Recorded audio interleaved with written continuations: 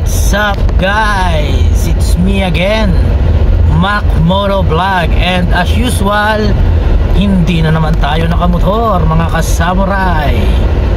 Yan.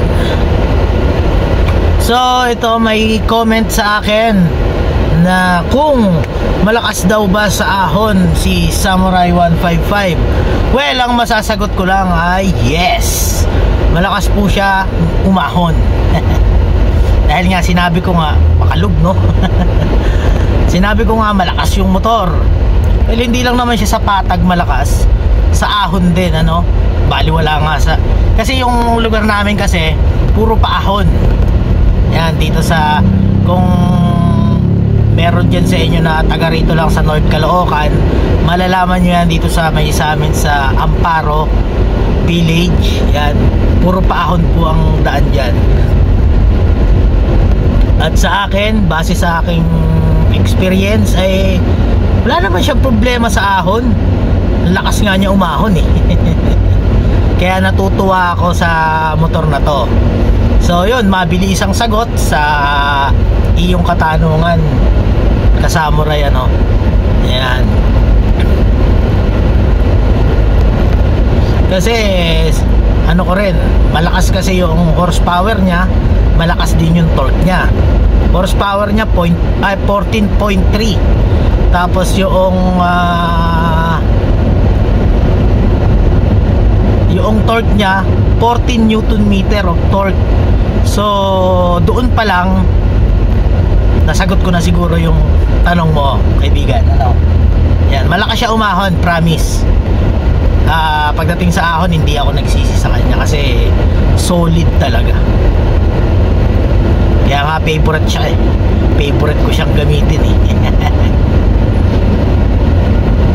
Yun lang. So kung may mga iba pa kayong katanungan, yan, comment down below para magkaroon din kayo ng idea kung gusto nyo ba talagang kunin si Samurai 155 or nagdadalawang isip kayo. Kasi baka mamaya kanyo hindi makaahon sa ganito. Wala siyang beaten, promise. So yun lang, ano, yan.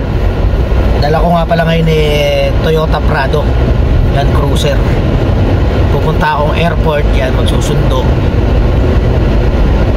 Kaya naisipan ko ring mag vlog ngayon. So ito,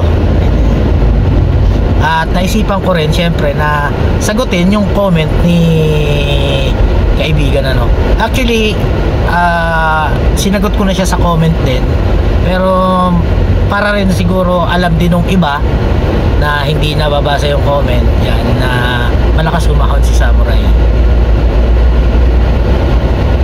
Malakas siya sa patag, malakas siya sa ahon. Yan. Syempre pag bago pa lang yung motor, malakas din siya sa gas. Pero yung sa akin kasi 500 plus na yung tinakbo niya. So mamaya ipapa-change oil ko na siya. Sana abutan ko pa yung kasa na bukas. Ngayon pag hindi, baka ako na lang din na mag-change oil sa kanya mamaya gabi. So yun lang naman yun. Ng first 500 kilometers magpapalit ka lang talaga ng langis ng makina. Yun, siguro langis lang muna. Hindi ko alam kung pati ba yung gear oil.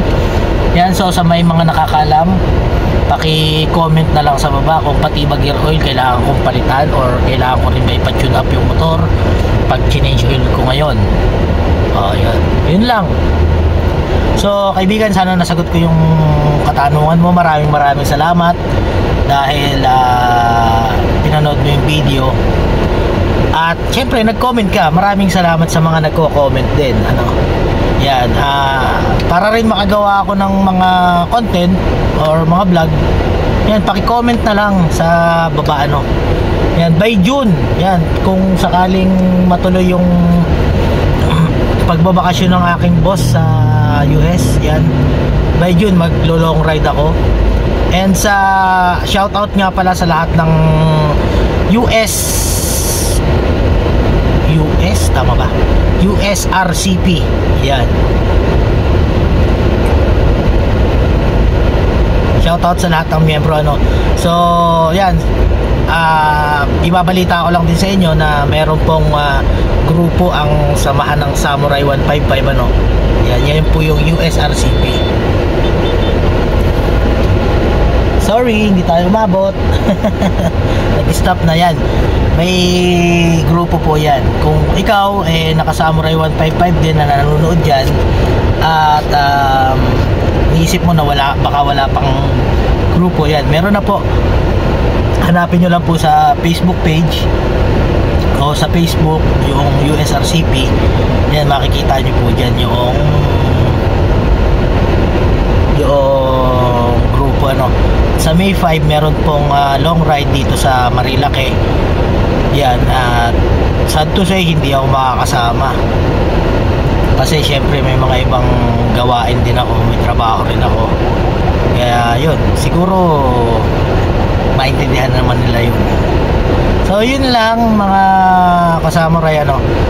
At sa'yo kaibigan, sana nasagot ko ng maayos yung tanong mo, and ride safe sa lahat